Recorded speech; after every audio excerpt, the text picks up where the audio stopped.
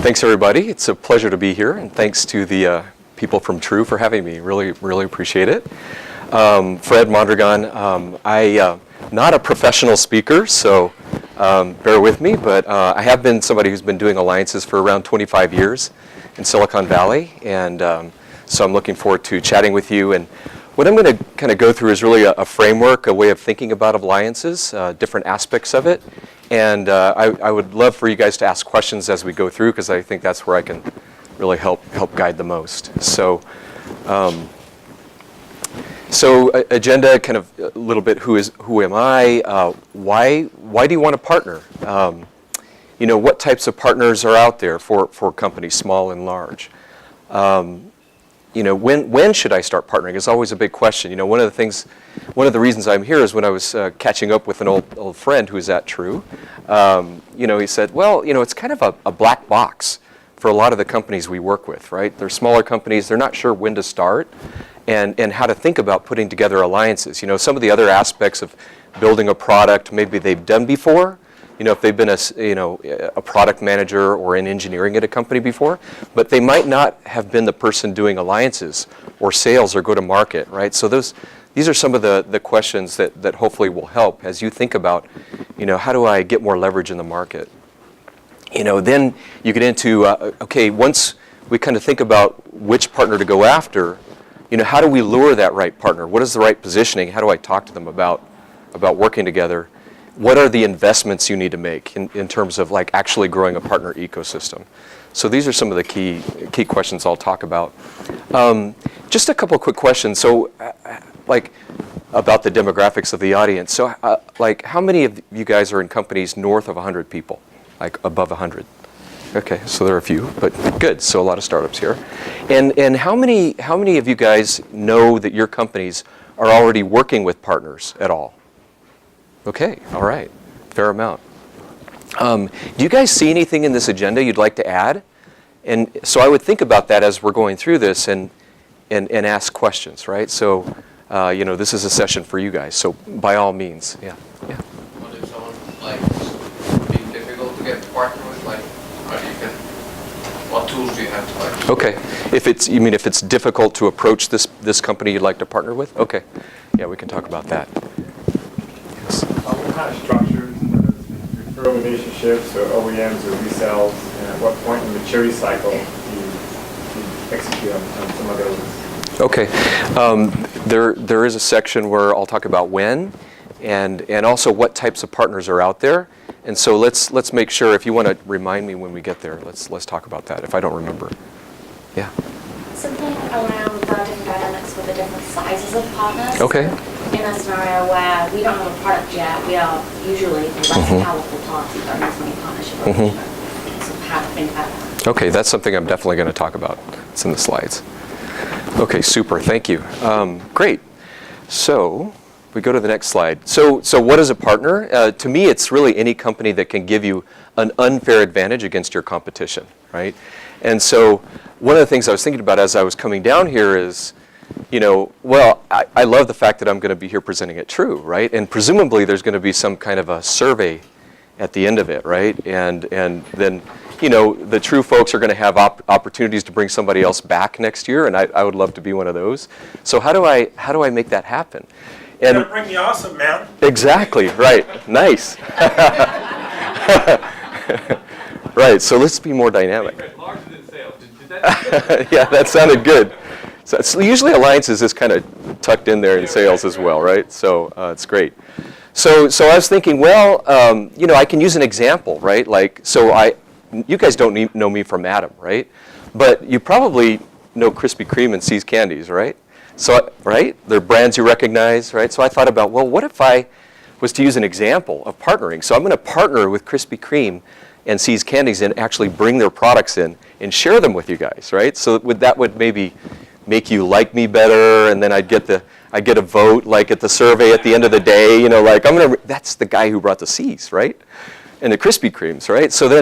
But then you have to make sure it's a brand that's synergistic with your brand. Do you want to be associated with C's? And maybe some people would have negative things like, oh, I'm on an Atkins diet, and what is he doing trying to mess up my whatever diet? So Anyway, but the point is that if people don't know you, if your clients don't know you, right, it's sometimes really helpful to have a brand they recognize.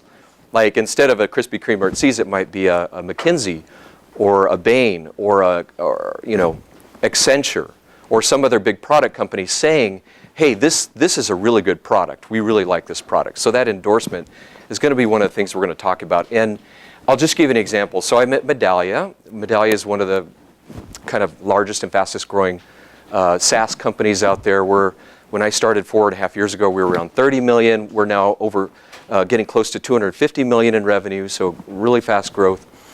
And we've been lucky enough to bring on some great partners, and we've had situations where we've had, like McKinsey and, an Accenture and a big market research firm, all, while we're in a competitive deal trying to sell our product, all endorsing Medallia, right? Saying, this is the right company to choose in this space, they're our partner. And situations like that have helped us win deals many, many times versus competitors who haven't been quite as savvy about going out and aligning with some of these partners out there. So just an example, leveraging their brands when people don't know who you are yet can make a big difference when you're a startup. And again, I've been doing this for many, many years. Was it a startup? Was it Sun Microsystems? Then I went to Kiva Software as employee number 10. And we struck some alliances with, like Sun Microsystems. And Kiva was a Java application server company. And Sun invented Java way back when. So having them endorsing this brand new product category was really, really helpful to close deals with like E-Trade Group and some other major companies out there. So just a lot of good examples of that out there. And that's probably what you'll hear me do a lot in this conversation is just cite a lot of stories and examples as we go through. So why partner, right? I mean, a lot of you guys are partnering, so you already get it. But a lot of it is to try to find that 1 + 1 = 3 for customers. That's at the end of the day, when you work with another company, it's finding what do they do that complements what you do. Maybe they have a channel sales, maybe they do services, and you have a product, or maybe they have another technology product that you can integrate with that's going to provide data integration, value add for your client. But ultimately, it has to provide additional value. It has to take questions out of the client's mind as to why they would use you, right? How you integrate with their back end, how you can get services out of the partner.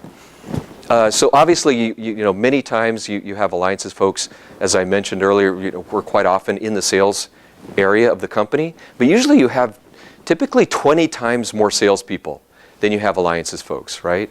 But the alliance team is really, we're kind of like the lawyers or like a professional legal team just for working with partners, right?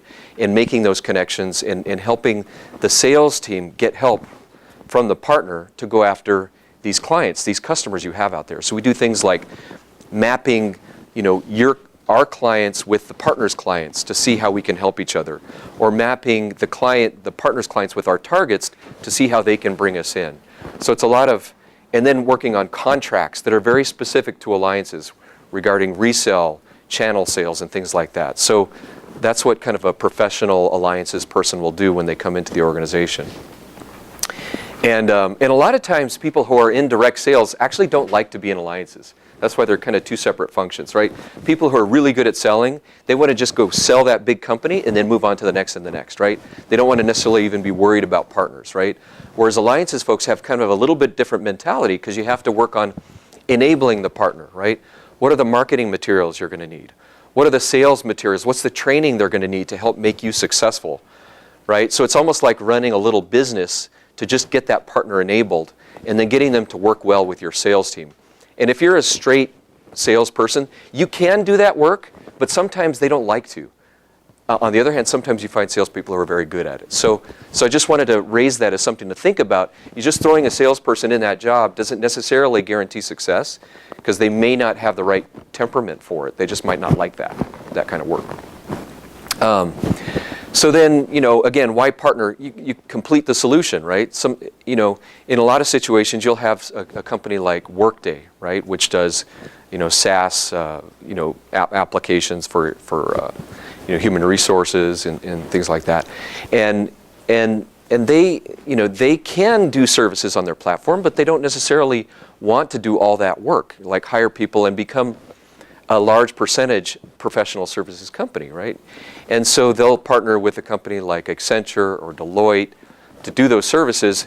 And what that means is they get the complete solution leveraging these partners who already have relationships in a lot of these accounts, and they don't have to take on that work themselves. And in fact, what that does is it enables them to focus more on the software and not hire a ton of professional services people. And what that does also is it makes them look more efficient in the markets. So they're a pure software company. They don't, their margins are better, right? Because margins are better in pure SaaS software than they are in services. So that really helps them because the services firms like Accenture, Deloitte, and others make money doing the services, and then Workday gets to focus on the professional on the software part. Credibility we talked about, the brand, the co-marketing, access to new markets. A lot of times, if you're in a startup, you want to go after a company, a market in Japan or a new market segment that you're not in, and you can leverage the partner to help get into those areas and become a distributor, et cetera. And then a key reason to partner is to block the competition, right? If you're kind of the leader in your space and you're thinking about kind of growing and expanding very quickly, one of the quicker ways to do it is to link up with a partner, a channel partner, or a services partner. But also you need to be aware that your competition may be thinking the same way, right? So when you think about like what are the ways, the avenues to get to your clients, if you have a distributor or a big market research firm or a big systems integrator that already has a relationship there, and with your targets, you might want to think about partnering up with them quicker before your competition kind of sets up an alliances model and starts kind of being the first in there, because it's really hard for some of these big services firms to take on more than one technology company or product company or other kind of company. So blocking competition out is a really good reason to go ahead and jump earlier rather than later into that. And we've certainly seen that in my industry as well. And then also, depending on the dynamics of your industry and the product, it may make sense at some point to link up with a large company that has the channels to your market. And I'll just give you an example. Way back when I was at Kiva Software, this SaaS application, this application server software company, it turns out that some of the larger software companies were probably going to migrate into our space, right? And at one point, it became clear that we needed to actually kind of, as one of the leaders in our space, link up with one of these big software companies, either as a partner or maybe even to be acquired, to actually acquire a sales force, because it was going to be hard for us to do it on our own, and the market was evolving so quickly. So at one point, Netscape, who was one of the leaders in internet everything back then, was looking at us to become a partner, and eventually it just made sense for them to just acquire our software company. And so we did that, and that was a good exit. It made some money for the founders and for the venture capital company. And it enabled Netscape to have a new product to go to market with that made a lot of sense. So sometimes thinking about down the road, what is the eventual exit of your company? Then you might want to think about, okay, if we were going to exit, what would be the right technology company or services company to think about, having a relationship with and building a pipeline with that would make sense for us to work with. And in some ways also having that relationship first and as an option is a good way to make sure that, again, you block out competitors from that potential eventuality. But again, this is all company strategy to think about, and it's something that I think maybe some executives don't think about a lot, right? Is what is going to be my exit strategy someday, and should I think about partnering with multiple companies out there so they'll know that we're the best? And if we ever have to do that, we can do that. Are there any questions so far? Yeah. So you're a $250 million revenue company. So my guess is the Accentures and the Deloittes, they're wondering, wow, there's money to be made here. So maybe they're coming to you, or you feel it's time to go to them. But for a lot of much smaller companies, guess is the Accentures of the world don't know who, nor do they care, because they're not going to make any money at a large scale. So I'm wondering, at what size do you think it becomes relevant to reach out to the big people versus maybe finding some smaller, more agile, boutique-y that might be able to move the needle for you? Yeah, that's a really good question. In fact, I actually talk about this here. So yes, there are different types of companies you might partner with, and these are just some examples of partners that are relevant for a SaaS software company on the left.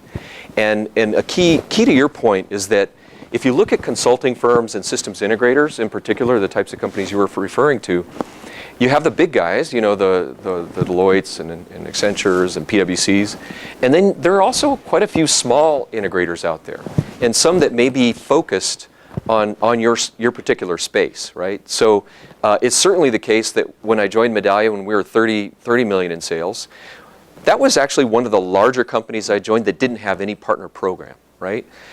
And yet, even though we were 30 million in sales and growing like a weed at the time, we were not getting the attention of the Deloittes and the Accentures, the big systems integrators. So at that time, even though we started trying to reach out and connecting with them, they didn't give us the time of the day. And part of the reason is that we as a SaaS company had grown up with a services model as part of our business. So we were actually implementing and doing the managed services for our big customers. And we had very large global brands, right?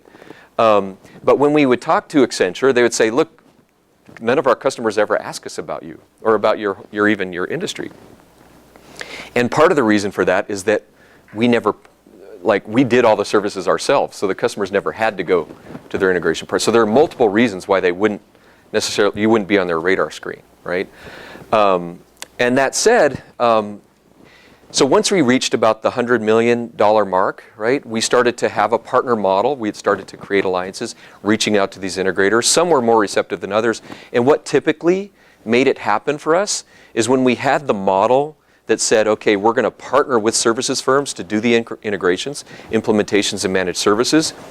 What did it for us is when we ran into, in this case with Accenture, Vodafone, which was their 4th largest customer in the world. You know, for Accenture, it was like a $250 million per year customer, right? And Medallia was going to be the customer experience platform for all of Vodafone globally, 20 countries. And Accenture came to us and said, well, so we want to be your partner now, right? So we got on their radar screen with one of their largest clients. And at the time, though, we had already partnered with Deloitte on that account. And so we had to tell Accenture, sorry, we already have a services partner who's going to be doing that implementation.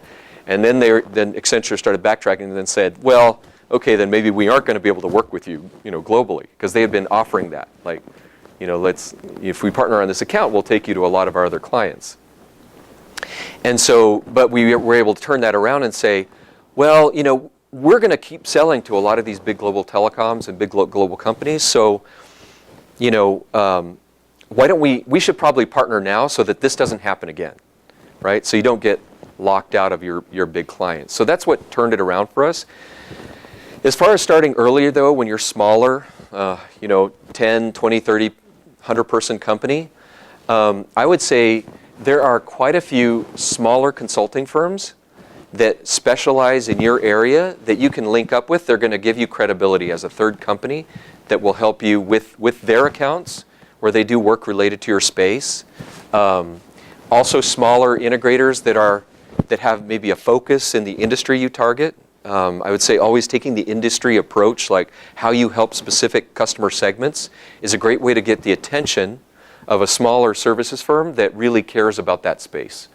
And we, even as Medallia, have grown quite a bit, but we still keep our smaller partners, right? So we have a small 4-person B2B customer experience consulting expert firm here in the Bay Area who's brought several large clients to us, like SAP, Computer Associates, Agreco. These are companies that are either manufacturing firms or software companies, global firms, where they had relationships, and their consulting relationships with those companies still enable them to do some very useful introductions for us, even as we've grown. But we started working with them when they were quite small and we were quite small. And so that's kind of how it began, is with some of the boutiques where you can get some traction, especially if you have that model in mind where you want to leverage partners to do the services so that it's not on your books, so that you look more like a software company when you get valued for your new rounds of funding and things like that. So, yeah. So, you know, the different types of companies, you know, in the software space, and again, you have to look at your products, look at the different avenues to your clients to see which are the partners that might be relevant for you. But, you know, in our space, you have consulting firms, and we've been lucky enough at Medallia to have both Bain and McKinsey now recommending our solution because they look at what we do is pretty strategic to their clients. So, but you can find smaller ones that can help you in other sectors. Systems integrators, large and small. Again, there are small companies in the space too. Distributors, you know, again, depending on your product type, you know, a company that has existing salespeople, you know, methodologies to train other resellers in a given country or a given area, you might want to bring on a distributor, which, you know, is kind of a reseller to resellers, right? Technology product companies is another major category. So as an enterprise software company that Medallia is, and many of the companies I've been at are, you know, we need to integrate with other companies like Oracle or SAP or, you know, any other, you know, CRM or you know, SaaS company out there, and have a good story about that for our clients. Because when we're selling into, you know, any given technology company, let's say Intel or Cisco, a lot of times those companies will say, well, how do you integrate with our CRM system, right? Because we're related to customer service, right? And as you think about your products, think about the data integrations you need to make with companies, you know, that you're targeting. Think about their systems, and those companies that you know, have those systems may have partner plans, partner programs where you can integrate in a fairly easy way, right? It's very low overhead to integrate, to kind of join an Oracle partner program or a Salesforce.com partner program, and to be able to claim you're a partner with them doesn't take a huge amount of effort, right? It's really all that you put into it. But what it does do is it gives you like a little certification that says to that client, hey, look, we integrate with your back-end systems very easily and smoothly. We're certified.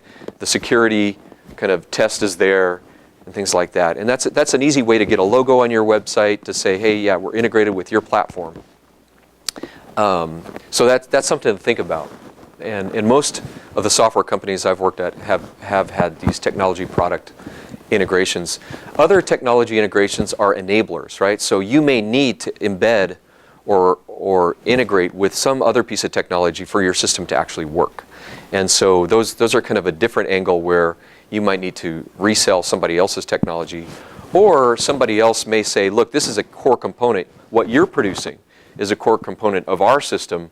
We need to work out an agreement where we can resell your technology in our platform.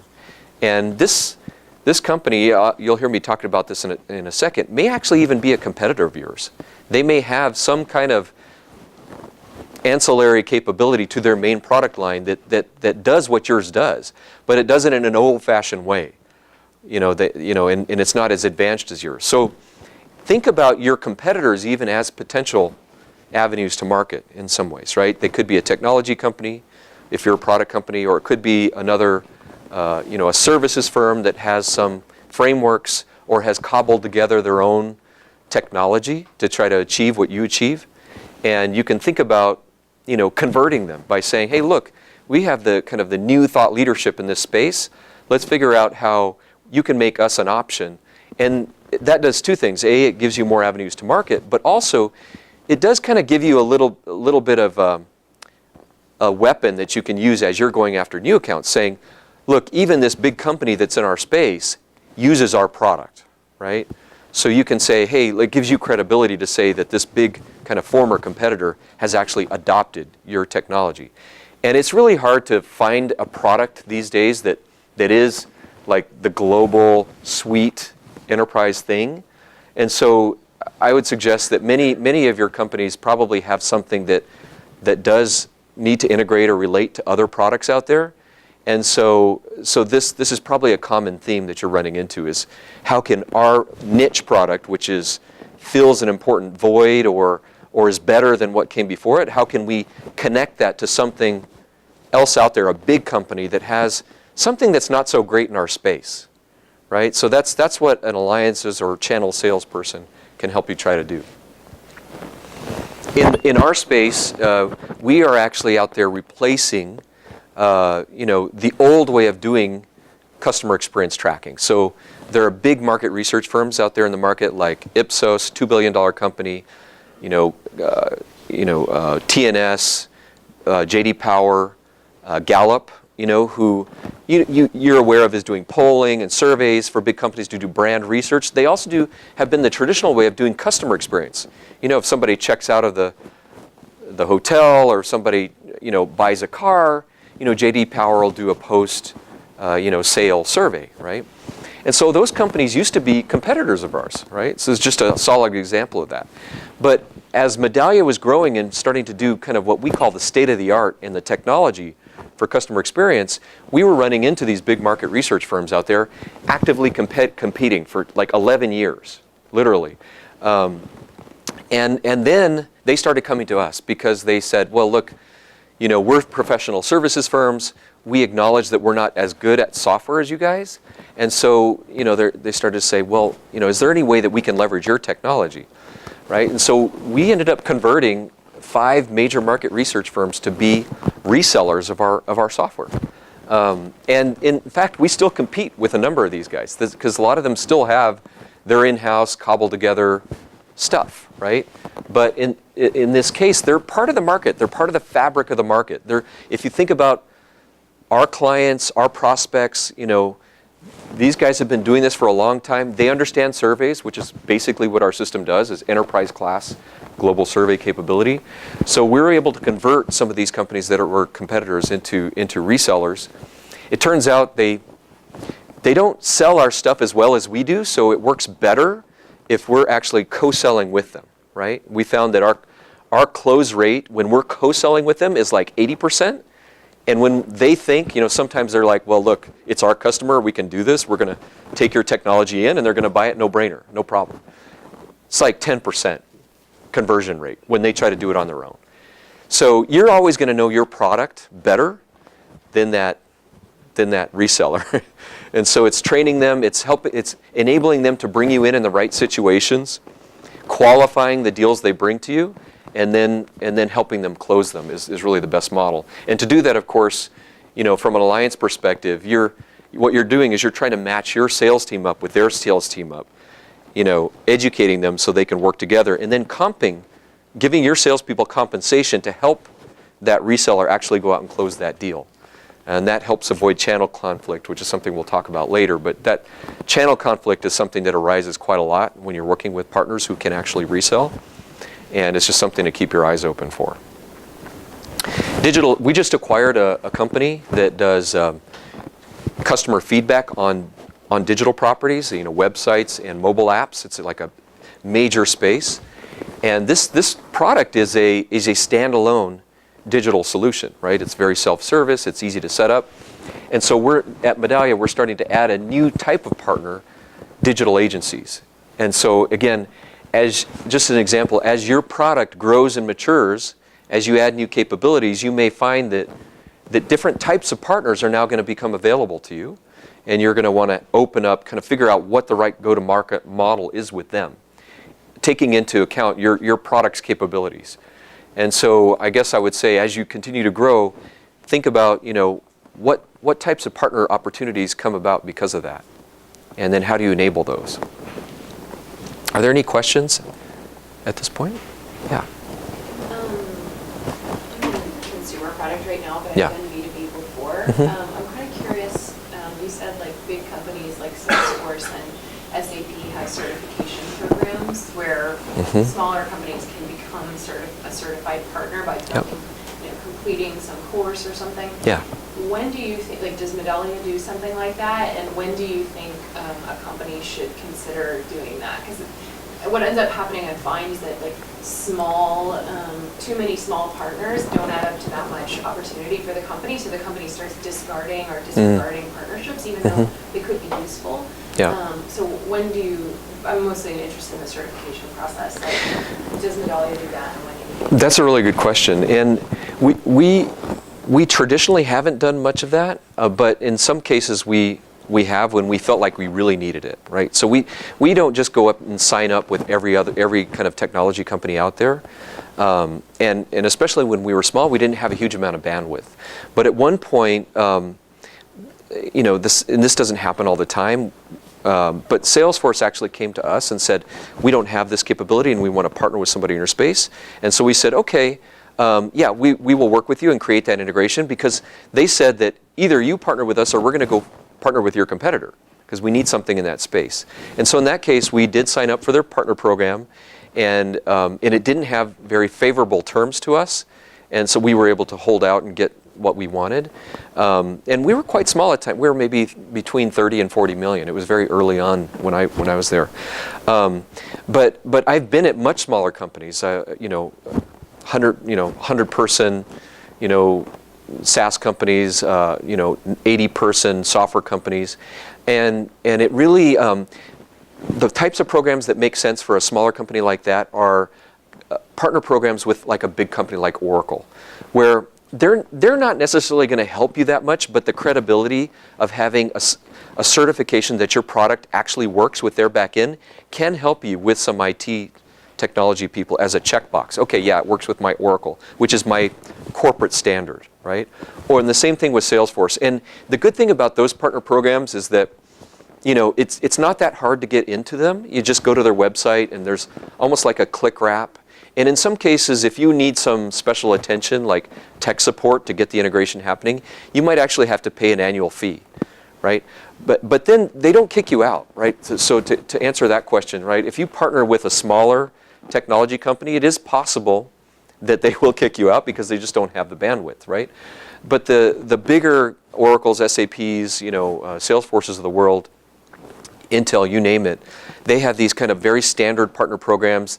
They're all about all comers. They really want kind of anybody out there who thinks they have something that is synergistic with them. Even if it competes, they'll let you join their program.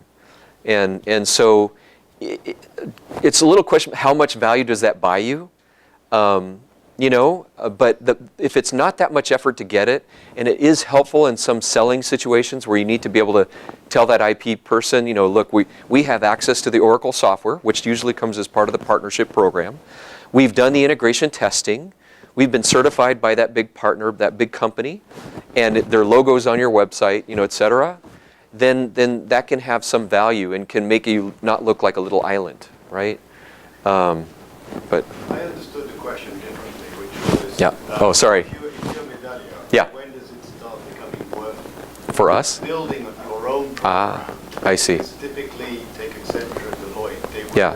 have certified consultants only when it's really working for them, Uh-huh. right? And because they don't like this kind of stuff, it's taking people out of projects and whatever. Uh-huh. I think that was the question right before. Yeah, when Medallia has grown, yeah. so now you may consider making your own certification Yeah, program. That's I what see. people can do. Yeah. Anyways, but the other Yeah. information was useful. I think, Yeah, as well. thank you. But I was just curious if you guys Yeah. consider doing that. Yes. So we have considered having a more formal, partner program. And we do have a programmatic way of approaching our current partners. And we have quite a few consulting firms and systems integrators and technology partners, right? So we do have a set of policies, but we don't make it publicly available as like for all comers. And that's simply a bandwidth issue, right? What's that? It's invitation. That's correct, right? So the answer is that we do have a programmatic way of working with partners, large and small. We have standard training for them. We basically get them involved in our own, like the training we would give to our own internal people, we invite them to come in and take that same training for both sales training and product training and things like that, right? So we enable it. Think about us enabling our partners almost the same way we enable our own teams. We have standard contracts with terms that have been approved internally for all of our partners. So So there are a lot of standards across our partner plan. And as we go into next year, again, we continue to grow. We're making our platform, and I think this happens to a lot of larger companies as you're growing, you realize that you need more and more partners to actually fill the gaps in your capabilities to service certain clientele in different industries, in different markets, et cetera. And so you realize you need to start having a more programmatic element to admit more partners and to service them in a scalable fashion.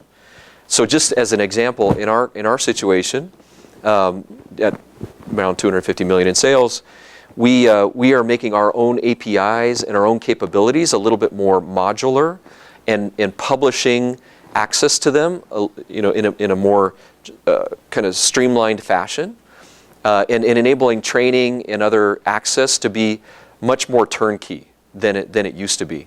And the goal of this is, kind of early next year, to have a more kind of official platform partner program where then it'll be more like all comers. We'll still have a vetting process, right? We don't want our competitors coming in and signing up for a public program.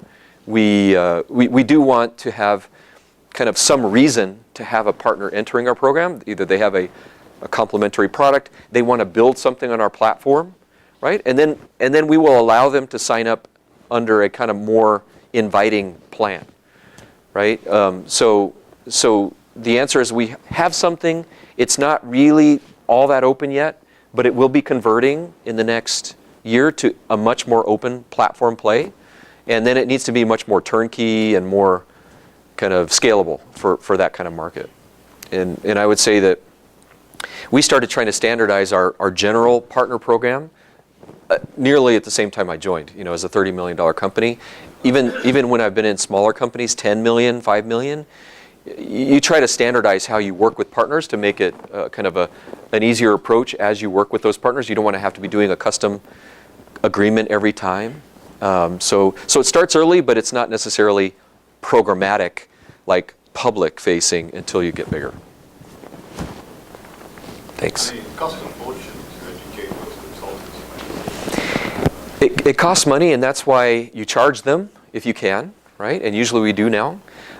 We bring them on site, just as an example, we bring them on site, and they sit side by side with our own internal people as we're training. So we already have training, but we have to invite them in now. And then you also have to set up partner portals to give them access to the materials for training and things like this. So yes, it's money, and you can try to defray some of it, but it is an investment for sure. Yeah. So then, how do you lure the right partner, right? So let's say you're going after one of these big companies that can use this system. How do you get their attention? I think, again, it's all about finding what is that 1 + 1 = 3, right? What do you bring to the table that complements what they do, that really unlocks value for that client and for the partner, right? So, I mentioned already converting a large competitor that has an old technology or capability that yours can now take the place of. Even if they still keep their old capability, they may still want to have an option to bring in your capability, your technology. Because if you look at their competitive set, if you look at this big company's competitors, they may also be using something in your space, right? You can point to, so just to give you a hard example, because sometimes it's hard to see what I'm talking about. Like, we partner with a company called Genesys, which is a call center software provider. It's about $1 billion software company. They have a lot of existing clients around the world. And they compete with the companies called NICE and Verint in their space, right? That bring competing technologies to their markets. And both NICE and Verint acquired companies in our space, right? So they have what we do, but like companies that were maybe not quite as good or just not growing as well as we were, I guess. And so they acquired those. So now we can go to Genesys and say, hey, Genesys, look, why don't we partner, and then you can sell your clients our capability linked to yours and compete more effectively with your big competitors out there, right? Because their competitors picked a solution that was more advanced in technology than they had. So anyway, those are some examples of how you can think about, taking somebody, like, and if you look at Genesis's website, they look like they do what we do, right? They can actually cobble together a simple survey, customer feedback solution with their professional services organization. But it doesn't do nearly what our software, off-the-shelf software can do, right? So they've realized that, and now they can go compete with their competitors using that capability. Just an example. Key is, how can that partner make money? Are they going to do are they going to do the implementations? Are they going to do consulting based on your capability? Are they going to resell it as embedded in their solution? That's the key, right? When you need to get their attention is like having that value proposition really clearly mapped out and a model that's going to make it attractive for them, right? Hey, yeah, you embed our software in yours, and we're going to give you a good discount. You're not going to have this huge development team working on that. So, and then another key area, especially with consulting companies or the big systems integrators, is that their customers look to them to bring new ideas to the table, right? What is the latest way to do something? What is the latest technology in this space, right? So when you talk to a Deloitte or a McKinsey, if you can find a solution that actually is strategic for your clients, right? Go tell those big consulting companies, go tell those big systems integrators, your customers might as well find out about this through you, right? Because then you're going to be bringing that great new idea. They get credit for that. Like, even though there might not be money directly involved, they get credit for bringing a great new idea to them. And a lot of times these big integrators will have frameworks, right? They like, if they're going to build a big new kind of e-commerce website for a company, they know they need a e-commerce software. They know they need session tracking software. They know they need a database. They know they need all these components, right? And if you can get your solution somehow integrated with this framework that they use to go to market, then you can leverage them. And you just have to be able to convince them that you have you have the best solution in that space. You have the state-of-the-art technology for that particular niche. So anyway, that's kind of how you can get traction, is finding those big integrators that are, or smaller integrators that have a solution set for an industry you go after that you nail, right? And getting them to realize that you have that great thing. And I think another avenue is leveraging your venture partners, the people who invest in your company, to get that introduction to the right place. They have their networks, and so that's one avenue that we leverage sometimes when we need that intro. And they can help you develop the value proposition as well. So I have a question around luring the right partner. So we support like 4 integrations today, right? And we partner with these companies, and so 2 of them are newer, and they have a much better product offering than the other 2. And one charges an integration, like plug and play fee. And so the one that charges the $3K fee, coincidentally has the largest base of customers that are qualified targets for us. And they also don't play as well as the other 2. So when we're talking to these customers, the $3K fee is actually placed on them. So that creates a lot of friction in the sales process. It's led to deals being delayed, and so customers, they like our software, so they might say, hey, the person we're using that's charging $3K fee, screw this. We're going to wait until the term of the contract is up, and then we're happy to bring on our product on a new software product that's cheaper, or one of the newer 2. So one of our ways of adding value is basically saying, hey, to the company that's charging $3K fee, that we'll help you maintain your customers instead of them going to this other system that you're competing with. So the issue that we have is that they're a top dog. So it's like, how do you tell a top dog that their business isn't as solid as they think it is, and that we can actually help them maintain their market dominance if they would just play nice? I think you laid it out really well. Actually, so I've seen this many times. Just an example, when I was at MyBuys, we actually had to partner with some of the big e-commerce platforms, because we did just the personalization element of e-commerce. And typically, a company like, GSI Commerce was one of the big e-commerce platforms, and and do the integration, certify the integration, they would charge us like $100,000 or some astronomical fee just to certify that we work on their platform. But ultimately, we had to do it because, and they wouldn't even do it unless there was demand from their customer base, for one thing. A customer or two had to say, yes, I want that solution in my environment. Otherwise, this company kind of dominated that client. So ultimately, we did have to pay that amount. So it's quite common out there for the top dog company to charge access. In fact, Medallia, even we charge our clients to integrate technologies. But that's because we have a professional services model, right? We actually pretty much charge our clients to do any kind of tweaking on our platform. So to answer your question, I think it's almost like a fee for doing business. You can offer to that company, the best way to try to make it happen is to try to make that integration as turnkey and seamless as possible. So maybe you can make the argument that, look, like how much is it actually costing you to do this integration? It's not actually costing you that much. Can you lower it? So making those kind of arguments.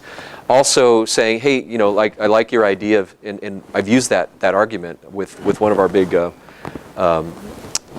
market research partners, that bringing in Medallia under your existing contract will inoculate you against, when you do the renewal, against some other company that's going to come in and try to replace your old system or your old relationship. So don't you want to get credit for the thought leadership to bring in the latest and greatest technology before you hit that renewal cycle, and that way your competitors are going to have a much harder time showing differentiation versus you, right? So I actually think you had some good arguments already put in place to try to make it less of a burden, less of overhead in bringing you in. I don't know if that helps, but I can just say that it's so common out there. Yeah. Cool.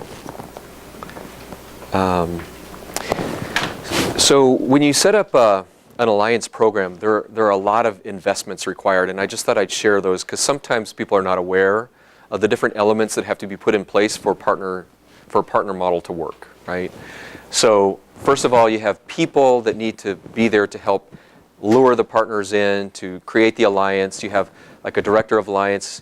Typically there's a solution consultant or SE, a technical person who's there to help in the selling process, to do demos, to help facilitate the integrations. Then as you go to market together, you typically need somebody on the professional services side to be kind of like the professional services support person when your partner is doing these integrations, right? So because they know how to do the services, your own team on the professional service, but the partners don't yet know how to do it well. And so for instance at Medallia we have something called Medallia Expert Services, which are professional services experts in our team that help make sure that the partner is doing a good job in that implementation. I can just say that these are incredibly critical roles to helping to make sure that your partners don't fall flat on their face the first time they do an implementation, because they may have been trained, but you need to have like a few implementations under your belt to do it well, right? Enablement of the partner. This enablement takes many forms. You have an integration with that company. Let's say they have another product. You have to make sure, first of all, that the APIs work together, that there's documentation, that kind of thing. Sales training. You have to train them how to sell if they're going to be joint selling with you or acting as a reseller. Implementation training. How do they get your product up and running and integrated? And then support. Like they have questions every now and then about how to make something work. You need to have tech support enabled for that partner, just as you do for your customers. Marketing materials. So typically the alliances folks have to partner with your marketing team, and hopefully there's a marketing, like an alliances marketing person, a partner marketing person, right, in that team, or somebody who at least has that as part of their job, and they can help you with slide decks specifically for the partner, product data sheets that show the value of the integration. The partner probably wants to be listed on your website as a partner. They can work with them on like joint thought leadership white papers showing kind of the vision of how your solutions work together and the value it delivers to a joint customer. Marketing activities to do joint lead generation. A lot of times, obviously, working with a bigger company enables you to sometimes get access to their customer base, favorable mentions. So you'll have webinars, dinners, conferences, events, related to the partnership. Legal, you need legal support to get the MSA in place, to tweak it ongoing basis, each SOW with a given account.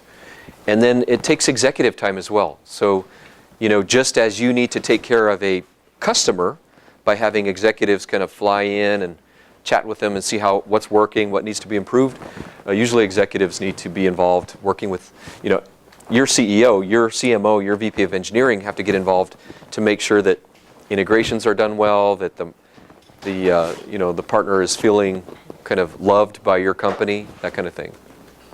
Any questions about kind of enablement or investments?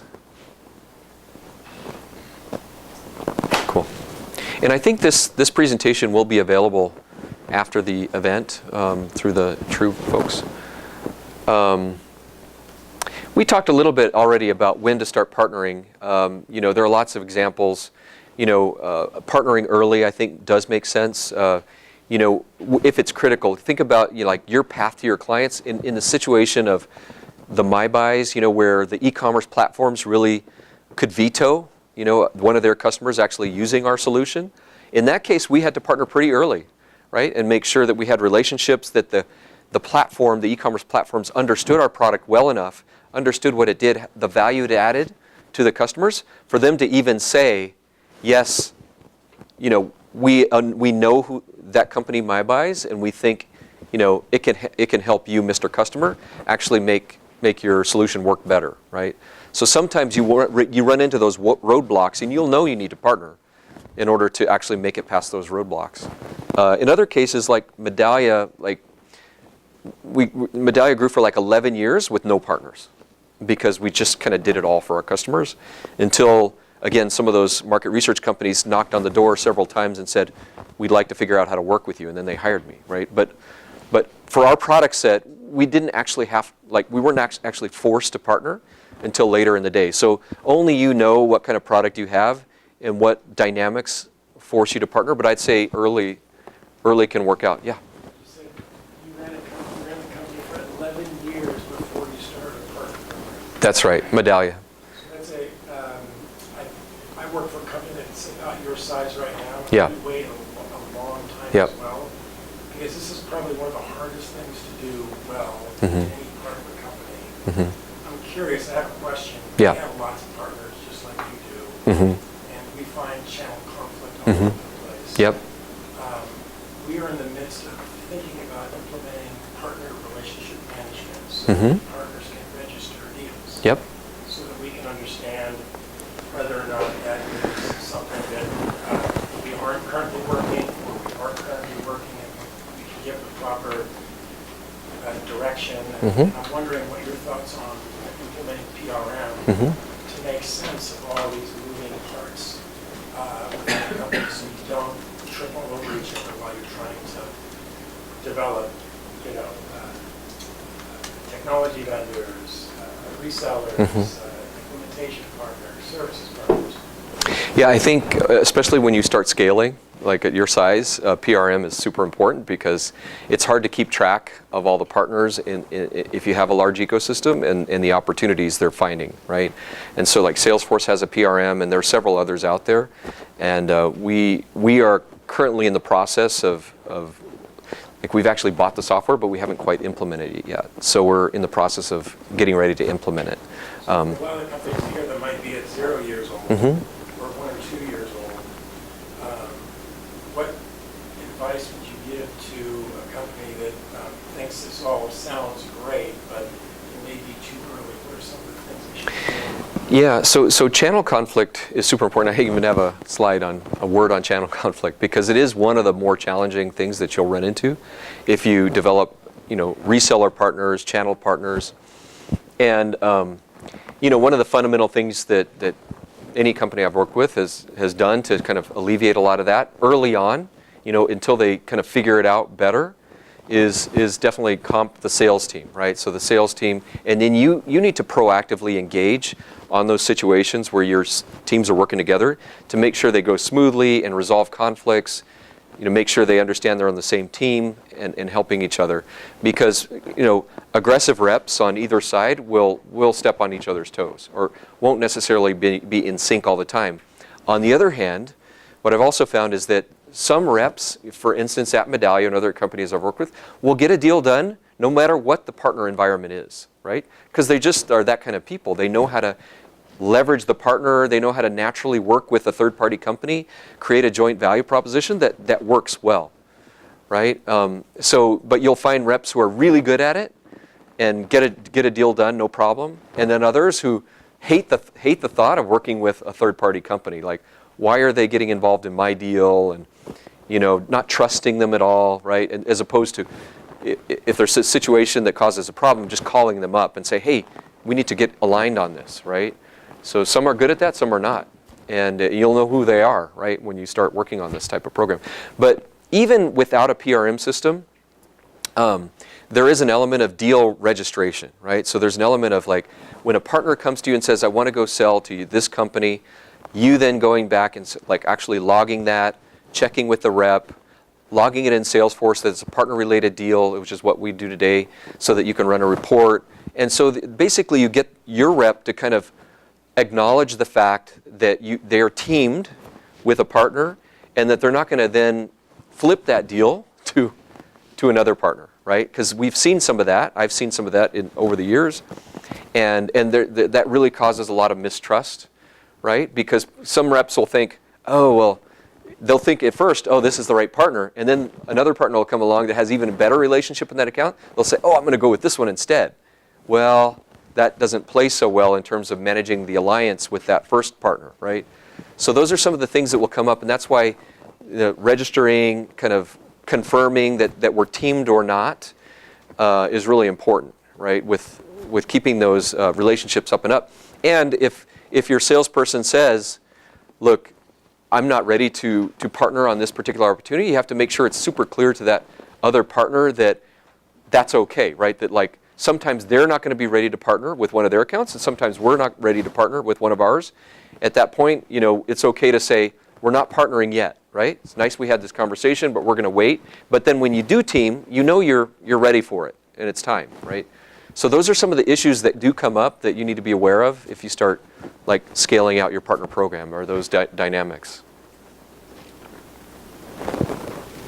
And then, another way to kind of try to avoid channel conflict is, you see I have registration with the portal, that's PRM. Assigning territories or market segments. You may not have a strong presence in Spain or Brazil or something, or you need the language expertise, right? So just as another story example, Medallia, used to do all of our own services, and we had closed a number of deals in Latin America, right? And we did the services for all those deals, and that was working fine. And then we created an alliance with a small company in Mexico City. It was just maybe 5 people, and they got trained on how to implement Medallia, and they were just dedicated to our software. They sent everybody to training, and they've grown over the years to have like 25 people in their organization. All of them super trained, all of them having gone to our thought leadership training, so they know our philosophy as well as just the software. And they get literally actually 10s out of 10s on their reviews from all of our customers down there, right? And so now we've taken all of our existing clients who were getting services from us, and we've now migrated them to this partner in Latin America, because they have lower costs, they're very good at what they do, they're dedicated to our stuff, they know how to co-sell it. So it's just an example of where, in a certain region or market segment, it's super, super clear that a partner is going to be able to do something better than you are in that region. And so, kind of blocking that out and saying, like, for instance, we've determined that in Latin America, we're not going to bring in any new partners, right? Because they're working so well together and there's so much trust that we feel like introducing another partner would kind of break the dynamic. And so it's just, example of that. And I only have a few minutes left, but wanted to see if there are any other questions. Yeah. How much of what alliances and partnerships do, what % is direct revenue generation for the company versus all these other wonderful things that may help your other sales, your direct sales team, it may help your image, it may help reduce friction, but like, if you thought about direct revenue versus all these other things, kind of what percentage do you think is healthy? Yeah, actually, it's a super great question, because you know, it's always a question out there for the executive team. You know, like how much do we invest in alliance management at all, right? And so there are a couple ways to think about that. One is, you know, how much do the partners actually resell? And so, you know, we have, you know, just using the example I know well, Medallia, we have about 10% of our revenue coming through a reseller channel. So that's one way of looking at revenue coming in, right? But if you look at partner influenced, which is where a partner is actually proposing services on your platform, or is actually, you know, co-selling with you, or has referred a customer to you, right? Like one of their existing clients, like say a McKinsey says, look, you really need to look at Medallia, and this is an inbound from the partner. When we looked at that last year, it was over 50%, right? And so the important thing to do is to keep track of that, right? So what we do is we actually do in Salesforce, right? The alliances team is responsible for when these things come in, is to track them, note them in Salesforce as partner influenced, and then as the deals, you can track it in your pipeline, what percentage are partner influenced or reseller, and then you can also track you know, deals that have closed. And you need to do that to create that kind of justification, right, for all this work, right? And then another way to track it is, another element of tracking it is in marketing. So for instance, about a year and a half, 2 years ago, we did a couple of webinars, one with McKinsey and one with Bain. And both of those had double the number of people registered and attended of any webinar we had ever done in our like 14-year history. And so you know, recording those and you know, keeping track of leads that come in through those types of joint webinar things, they help the deals along, helps to create that justification for any investment in the alliance team. So I don't know if that helps, but yeah, okay. But it's definitely something that, you know, I mentioned that, you know, usually you have 20 times more salespeople than you have alliances people, and there's always a question about how much to invest in alliances. And you know, some CEOs say, hey, this is like super important, and I get it, and I know that, and others are a little doubtful. Obviously, ours took 11 years to decide to bring on a partner person. But here's the thing, when I got there at 30 million, and Medallia was one of the leaders in our space, I was like, wow, what an opportunity. Right? This is a company that's larger than most companies I've been to that has a lot of success stories that can help lure partners. So anyway, I don't think you have to wait that long though. So, yeah. Yeah. All right. Thank you.